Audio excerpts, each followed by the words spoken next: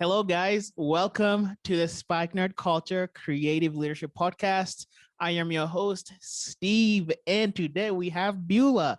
Today's topic is fast fashion. Okay, guys, honestly, I did not know what fast fashion was until I was talking to one of our creative directors, Jonathan, and he was like, "Hey, I want you to talk about fast fashion." And then I was just on the IG, on the gram, just like all of us, just scrolling around. And I saw that Beulah's company organization that she runs, she had put a post about fast fashion. It was probably about a few days after the conversation I had with Jonathan. So I contacted the Beulah and I was like, Beulah, you have to talk to me about this because I don't even know what fast fashion is. I don't know when you hear fast fashion, I know fast and fashion, but I don't know what those two together, mean. And so that's kind of how this podcast came to be. And so I'm excited to introduce you guys to my friend Beulah. So Beulah, can you introduce yourself, like what you do and also like why you're passionate about the fashion world? Okay, hello Steve. Hello everyone. I'm so excited to be on this podcast. Thank you, Steve, first of all, for inviting me here. It's a pleasure to speak and talk to you about fast fashion. A little bit about me. I'm Beulah John, as you have already told, and I'm a fashion designer by profession. And I run two companies, a fashion brand known as Shop for Asha and a garment factory known as Asha Garment Factory. Coming to your second question as to why I'm so passionate about fashion, honestly, Steve, I really do not have an answer to that because it was something that I was just drawn to, since I was a kid. Basically, since I was 6 years old, I loved drawing, I loved sketching. And then when I moved on to the sixth grade, for some reason, I started loving to draw sketches of fashion garments. I loved getting to know what is trendy, what is not. And it was something that I was just drawn to. It was not something that you know grew on me. It was something that just happened out of the blue, and ever since then I could not stop, and hence that became like my career path, and it's all that I do now with both my companies. And so yeah, that is why I became passionate about fashion. Come on. So it's been like something that you've been passionate for years.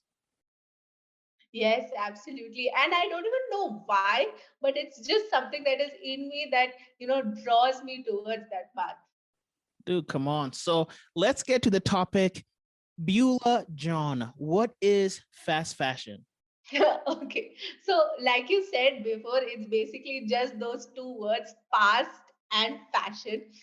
It's basically when these big manufacturers and big brands mass produce, garments that are cheap, poor quality, and are disposable. So, basically, what they do, they produce fashion fast enough to keep up with the trends.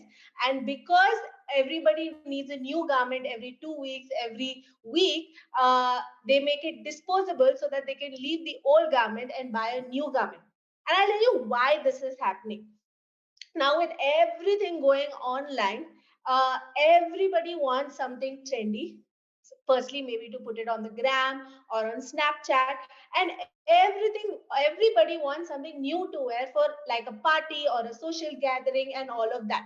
And also, everybody wants to be trendy because as you know, trends change every month, every week. In fact, 2 months ago, maybe flared sleeves was in fashion. Right now, people are not even wearing sleeves because tank tops are in fashion. So in 2 months, they want to throw away all that they bought, like in flared sleeves, and buy something that is trendy, that may be a tank top. So, because of which the fashion industry as a whole is churning out billions of garments every year. In fact, a survey reported that in a year, the fashion industry churns out 80 billion garments a year. And this is actually 400% more than what the fashion industry used to produce 20 years ago. And you know what that averages up to? That every person is wearing a garment only for an average of 10 times. and then she throws it away and buys the next garment.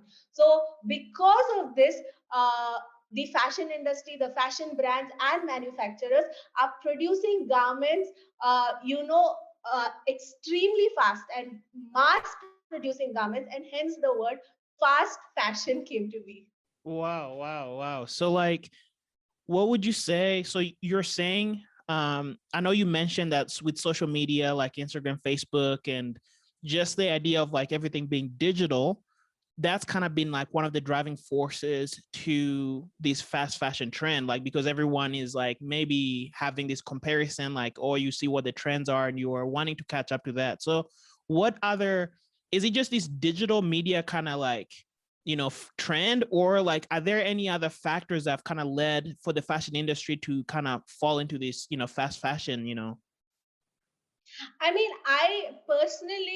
of course, many people might have different views, but I personally would say that everything becoming digital did have like a lot of impact on this.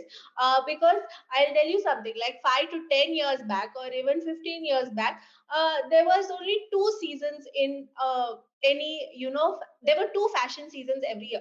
That is a spring summer collection, and there is a winter collection. So most fashion brands, make two collections every year, put it out, and then people buy that, and then they wear it throughout the year. But what has happened is, because of social media, because they see a lot of movies, they see a lot of things that the actors and actresses are wearing, they see a lot of bloggers, what are they wearing? People want to keep up with trends faster. So what happens is, a brand which used to have one collection every 6 months now would have, would put out multiple collections, like say every 2 weeks or 3 weeks, have new garments on their stores, on their websites, only because they know that the needs of the customers are also evolving that fast right now. Nobody wants to go back to a site 1 month later and see the same garments on the site. They want something new every time. They want to buy something for the next party. They want to be like, the actor they just saw in the movie, or a blogger, a fashion blogger that they follow on Instagram. They want to keep up better, and hence they see what the world is having and they want that too, and hence they're buying more, and because they're buying more, they're disposing more. And that is why, because there is a demand, the fashion industry is producing that much more every year. Wow, wow, wow. So it's pretty much still around media. So like you believe so, because like I love what you're bringing up to the topic is we're really being influenced by what we see, and by whether it's like TV, I like the fashion blogger. So like really everything is kind of been pushed. So I would say like you would probably agree to the fact that the trends of like everything being very like accessible to us, like as far as like digital media, has driven this trend, right? Or would you say otherwise?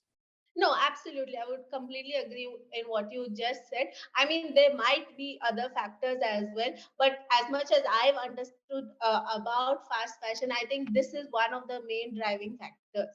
Awesome, awesome. So let's jump to now. How does fast fashion affect communities? How does it affect, us? How does it affect the communities we live in? How does it affect the manufacturers? How does it affect the people who work in these manufacturing plants? Because I know, that we see this all the time. You'll see this, where famous athletes, famous, actors, they'll have that, I don't know, once in a month moment where they're like, the Uyghurs in China, they're used to mass produce like Nike stuff, or, Vietnam, you always see this kind of like abuse, right? So how does this relate to fast fashion? How is this trend affecting communities, people's lives, and all that? Okay. So fast fashion basically has two kinds of effect. One, it affects the people who are working in the fashion industry. Yeah. Okay, that Mm-hmm. is one, and that is what you just mentioned, affecting that community. And it also has an adverse effect on, the environment. So there are two kinds of effect that fast fashion actually has. Now, coming firstly to the community, let me talk about that and let me explain how that happens. Now, like I told you already, the demand for new fashion is growing every day, every week, every month. So brands now want to produce more than they wanted to produce before. Now as the demand of this is increasing, because the buyers are buying more, because what they were buying, say probably they would buy 3 garments a month, right now they might be buying 5 to 10 garments a month. So now they want the same garments at a lesser price, right? So now these big brands have to reduce the price but still increase the quantity. Now what happens when they do that? Now manufacturers have to reduce the price, so they go back, I mean brands have to reduce the price, so they go back to the manufacturers. They say what we used to sell in $10, now we want it say in $5. Now what happens? Now the manufacturer cannot reduce the price of raw materials, that is they cannot reduce how much fabric costs, because inflation is increasing, and in fact the prices of fabrics is going up right now. Secondly, they do not want to cut down on their profit margin, because if I am getting $0.5 on a product, I still want to make that profit margin of $0.5. I do not want to reduce that. So what is left? They try to reduce cost on their labor. So that is the adverse effect. So what they do is they try to get cheaper labor to get the same work done. So if they were paying a person, this is just a number I'm throwing out there, it's not an exact number, but if they were paying a person $8 per day, now they're trying to pay them say $5 or $3 per day, because they have to produce more quantity but at a lesser price. Now what happens? Now in fact, clean clothes, a campaign, a survey done by clean clothes say that 93% of brands, because of this culture, are not paying their suing partners even living wages, that is Wow. the wages that they need to survive. A suing partner is not even getting that. In fact, a report by Fashion Revolution says that this number is as high as 98%. So, Wow. which means, even if we take an average of both these surveys, which means that only 2 to 7% of garment workers in the entire fashion industry is getting living wages. Everybody else, that is the rest of the 93 or the 98%, is getting wages that they cannot even survive in. So that is one of the huge adverse effects that fast fashion has on the community. Now the second thing what the manufacturer does, now of course they reduce the wages, but they will reduce the quality of the facility also that they have to provide these sewing partners or garment workers. They will not have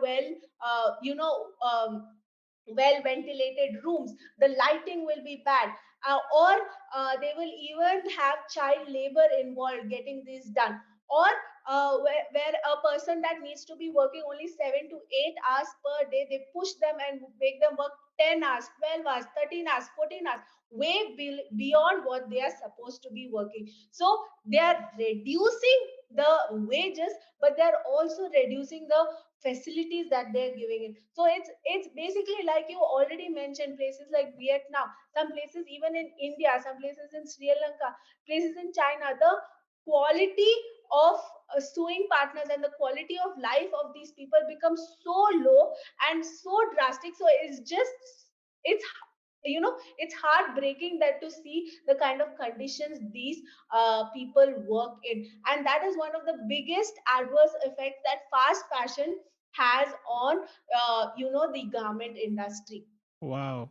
Now, secondly, like I said, I wouldn't go into this much, but because I do not know how much time we have, but it also has an adverse impact on the environment. Now, you are producing, like I said, I told you, you are producing, uh, 80 billion garments per year. But it takes 200 years for a garment to actually decompose in the environment. So that much waste is being produced in the environment with with every single day we produce or we promote fast fashion, that much waste is being created in the environment. Not only physical waste, but also wastage of water, chemicals used in the garment industries. All of this create a huge adverse effect on the environment that we live in. So it's bad for the community, that is the garment manufacturing community, but also bad for uh, you know uh, the environment that we live in. Dude, I love talking to you about this. Like my heart is just like heavy because I think you don't sometimes realize how your habits are affecting the environment, how they're affecting other people. And sometimes it can feel like I don't know, stuck, because I know these bigger brands, the bigger the brand, right? They're not, if 98% or even, I mean, 93 or 98 is not that big of a difference, Um, Yes.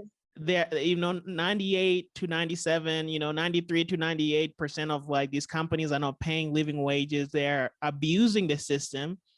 So that means like we're all complicit. So like, how do you reconcile that, Beulah? Like, what do you say to people? So the listeners who are listening right now, what do you think? What do we do? What do we do? What is there to do? Okay, so now when you talk about the solution for this, and these are words that people have been hearing for years, in fact, I mean, it's not a new thing, but I think definitely people are catching on to it, and it is people are becoming more aware. There are two main concepts that are prevalent, that is a counterpart to, I mean, counters fast fashion. One is ethical fashion, and the other is sustainable fashion. Now, what is ethical fashion? Basically, the term ethical fashion means that any garment produced by the brand or by the manufacturer, from the day the fabric is fiber is grown for the fabric to the day that it actually reaches the final customer, everything is done ethically, and every person in the middle, being the sewing partner, the manufacturer, the middlemen, are not taken advantage of. That means all of them are provided fair minimum wages, all of them are provided with fair working hours. There is no child labor in any form that exists, and they are given safe working conditions to produce whatever they are producing. So that is the term, that is ethical fashion. Now the second term, and this is a term that big fashion brands are actually using, that we are a sustainable brand, we are doing this, we are doing that, but actually they might not be, and here's why. I'll tell you, and here I'll tell you why. Now sustainable fashion basically means that in the entire process you're not doing harm to us, to the environment. Basically, if you are using if you're making a t-shirt, instead of making a polyester t-shirt that is synthetic fiber, you use a cotton t-shirt, which degrades better and is better for the environment. And then from there to the end, you do not use chemicals while washing your garments. You reduce the usage of water while washing your garments. So basically doing as less harm to the environment as possible in the entire process is known as sustainable fashion. So these are Wow. two terms. Now, yeah. Now remember when I told a lot of brands, they say they might be sustainable, but they really are not, because they all say we are a sustainable brand, we are doing this, we are doing that. They might be using the cotton, the right kind of cotton or the right kind of fabric, and hence they are saying they are sustainable. But everything else in between, from the water amount of water they use to the chemicals, sent in the environment, or to the processes, that is how they are manufactured and in the conditions, is not at all ethical or sustainable. So they just have that one thing, that I'm using this fabric, hence my clothing line is sustainable.